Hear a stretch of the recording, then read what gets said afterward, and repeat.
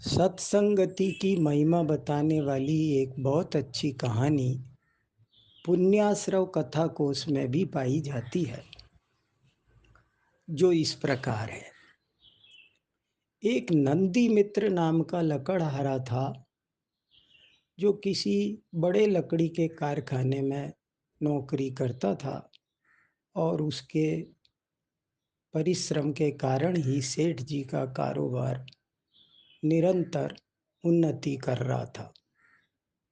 एक दिन की बात, सेठानी ने प्रसन्न होकर उस उस लकड़हारे को बहुत अच्छी तरह से हलवा पूड़ी भर पेट खाना खिला दिया और खाना खाकर वो लकड़हारा थोड़ी देर सो भी गया।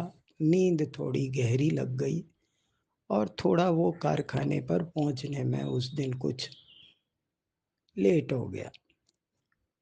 इस बात पर सेठ जी बहुत नाराज हुए और सेठानी के साथ भी लड़ाई करने लगे। सेठ सेठानी की लड़ाई होते देखकर वो नंदी मित्र लकड़हारा बहुत दुखी हुआ और सेठ जी से कहकर गया कि आप लड़ो मत, मुझे नौकरी नहीं चाहिए, मैं यहाँ से जाता हूँ, मेरा मन नहीं लगता यहाँ। आज का दृश्य दुख मेरे से देखा नहीं जा रहा है, मैं छोड़ कर जा रहा हूँ। और वो चला ही गया वहाँ से।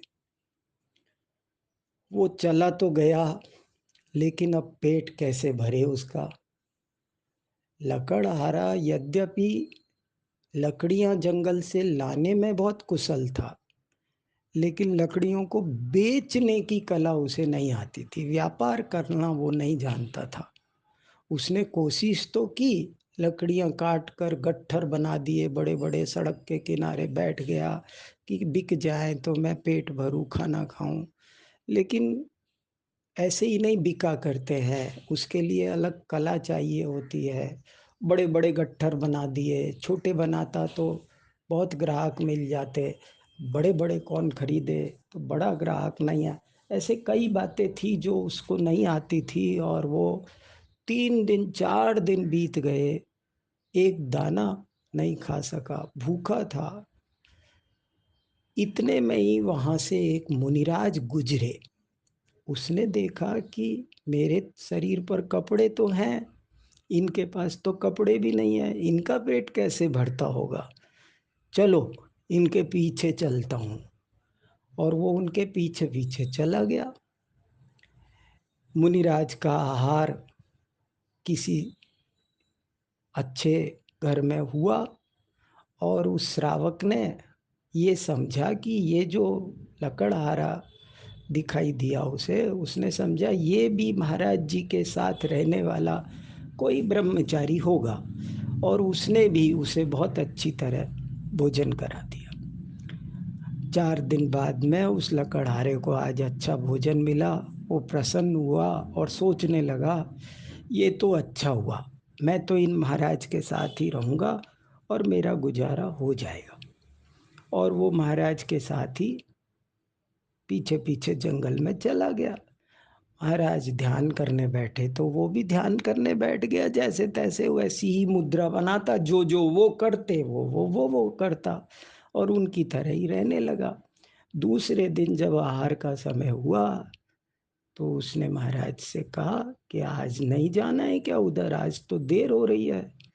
तो महाराज ने कहा कि मेरा तो आज उपवास है, अभी मैं तो 8 दिन उपवास रहेगा, 8 दिन बाद जाऊंगा। उसने सोचा, अरे ये तो फिर गड़बड़ हो गई, अब मेरा गुजारा कैसे होगा, 8 दिन तो मैं भूखा नहीं रह सकता, मैं तो समझा इनके साथ रोज भोजन कर आऊंगा, अब क्या करूं। तो उसने महाराज से कहा कि महाराज जी, मैं तो भूख लग रही है मुझे।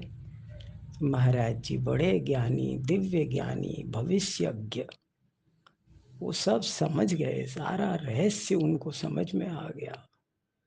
और उन्होंने, यद्यपि ये समझ गए कि अब तो भोजन की बेला बीत गई, इसको आहार कहाँ मिलेगा, लेकिन फिर भी उन्होंने कहा कि नंदी मित्र, चिंता मत करो, तुम जाओ। मेरे पिच्ची कमंडल ले जाओ, ऐसे ऐसे मैं तुम्हारी दीक्षा का संस्कार कर देता हूँ और तुम आहार करके आओ। उसने उनकी बात को सिरोधार्य करके आहार लेने चला गया, लेकिन भोजन बेला बीत चुकी थी। नगर में किसी की रसोई में भोजन नहीं बचा, तो वो वापस आए और नगर के लोग बहुत दुखी हुए कि हाय राम, आज मुनि महाराज को आहार हम नहीं दे सके। दूसरे दिन फिर नंदी मित्र समय से गया। समय से गया तो पूरे नगर ने आहार लगा रखा था, चौका लगा रखा था कि महाराज आएंगे। लेकिन नंदी मित्र ने को पता नहीं क्या भाव आए, उसने सोचा मैं कैसे भोजन करूं, जब मेरे गुरु जी नहीं कर रहे हैं तो मैं कैसे करूं। ऐसे भाव आ गए, देखो तो सही। और वो बिना आहार किए ही आज भी लौट आया कि मैं आज रह सकता हूँ, तो मैं भी उपवास करता हूँ गुरु जी की तरह। और वो आ गया, आहार नहीं किया। तीसरे दिन प्रातःकाल उसके गुरु जी ने कहा कि नंदी मित्र, अब तुम्हारी आयु केवल अंतर मुहूर्त शेष है, और अब तुम इस तरह से वेद विज्ञान करो, इस तरह से सल्लेखना धारण करो। और उस नंदी मित्र का उन मुनिराज ने समाधि मरण कराया।